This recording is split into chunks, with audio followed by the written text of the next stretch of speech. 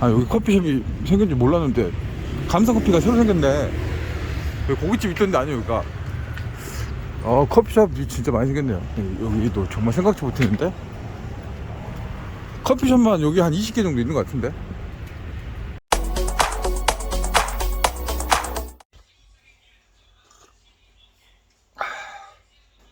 네, 커피. 네, 오늘 커피 좀 이야기 해보겠습니다. 저한테는 굉장히 뭐 추억이 또 기억이 아픔이 뭐 있었던 그 커피입니다. 커피숍이죠. 뭐 커피를 한 2년 2개월 정도 직접 매장을 운영을 해봤습니다. 그래서 이제 커피숍 뭐 창업 그런 이야기 많이 좀 문의 좀 듣고 그러는데 최근 들어서 뭐 예전도 마찬가지였지만 커피숍이 굉장히 많이 늘어나고 있습니다. 이 앞선 영상에도 보셨지만 저희 동네만 해도 커피숍이 한 30개 정도 있는 것 같아요. 신도시 상권 쭉쭉. 야, 이게 한 집 걸러 한 집 이 커피숍인데 과연 이게 먹고 살 수 있을까 좀 걱정도 되더라고요.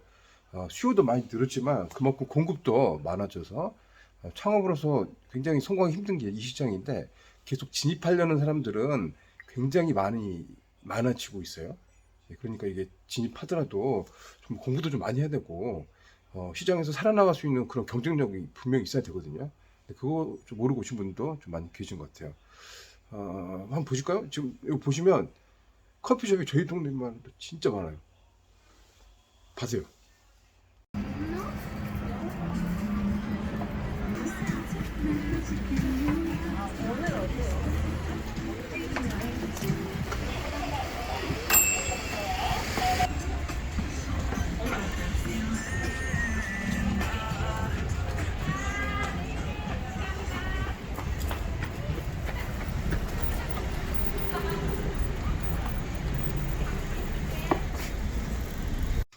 요즘 경제가 힘들고 먹고 살기 힘들잖아요. 일자리도 사실 진짜 녹록지 않은 게 현실인 것 같아요. 지금은 경제 여건이 굉장히 안 좋잖아요. 고환율, 고금리, 경기 침체는 계속되고 있고 자영업 시장은 녹록지 않은데 이 시장에 필드 플레이어들이 많이 들어오는데 그 중에서 가장 이 압도적인 이 그 레드오션이라고 할 수 있는 게 이제 커피숍입니다.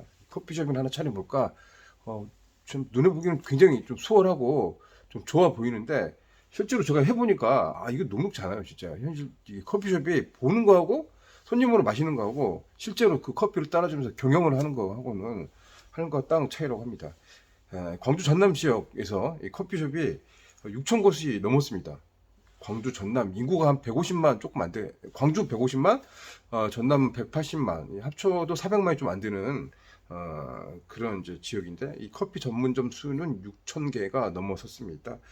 커피 창업에 너나 할 것 없이 다 뛰어들면서 한 집 걸 한 집이 이 커피숍이다라는 말이 나올 정도로 출혈 경쟁은 이어지고 있습니다. 이 때문에 평균 매출이 3년 사이에 최저치를 기록했습니다. 이 폐업도 늘어나고 있습니다. 커피숍은 많아졌지만 많아진 만큼 매출은 이제 줄어드는 거죠. 이걸 두고 이제 제살 깎아먹기식 경쟁이라고 할 수 있습니다.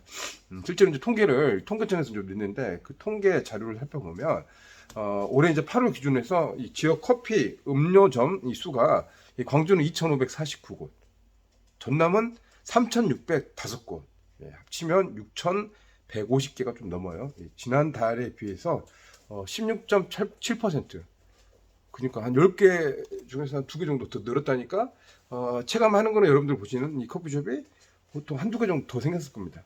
여러분 계신 지역에서도 이 대한민국 커피숍은 이렇게 많이 있다는 소리입니다. 이 반면에 음식점, 식당 같은 경우는 또 많이 줄었습니다. 식당 같은 경우는 한 달 사이에 이 광주는 한 45개 정도가 문을 닫았습니다. 그러니까 하루에 한 곳 이상은 이 폐업을 했다는 소리겠죠. 지난 8월 광주 전남 한식 음식점이 29,690곳이었는데 전달보다 광주나 전남 모두 감소를 하고 있다고 합니다. 자, 이렇게 이제 창업이 많이 늘어나는 게 이제 불황형 창업이라고 해요. 특히 이제 커피 창업은 그 아메리카노 1,500원, 진짜 저가 커피가 우후죽순 생겼습니다. 뭐 메가 커피, 컴포즈 커피, 이 광주 전남 같은 브랜드는 뭐 청자다방, 벌크 커피 이런 것들도 많이 지금 늘어나서 경쟁을 하고 있습니다. 이 폭발적인 성장을 계속 이어오고 있는데 최근 들어서 커피 원두값도 많이 올랐고 임대료, 인건비, 뭐 공과금, 뭐 4대 보험 이거 다 올라가니까 현상 유지에 어려움을 겪고 있는데도 굉장히 많습니다. 이거 해보면 아는데 안 해보면 사실 이거는 이제 모르죠. 예, 그래서 이제 참 이게 예방주사도 잘 맞아야 될 것 같고 현실 알아야 되는데 그렇지 못하고 뛰어든.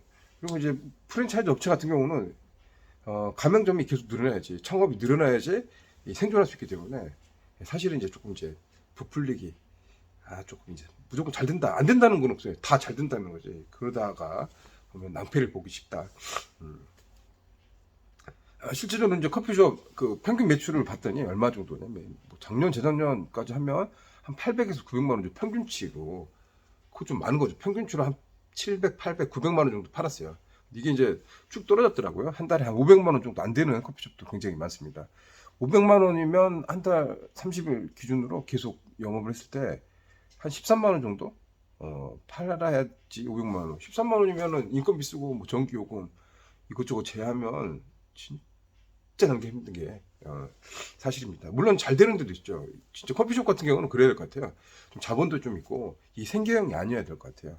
그리고 뭐 좀 특별한, 여기만 왔을 때 볼 수 있는 그런 특별한 요소들이 있어야 될 것 같습니다. 하다못해 커피를 파는 이 아르바이트, 뭐 남학생이나 여학생이 멋있고 예쁘고 좀 그럴듯하면 또 그런 또 손님이 있거든요.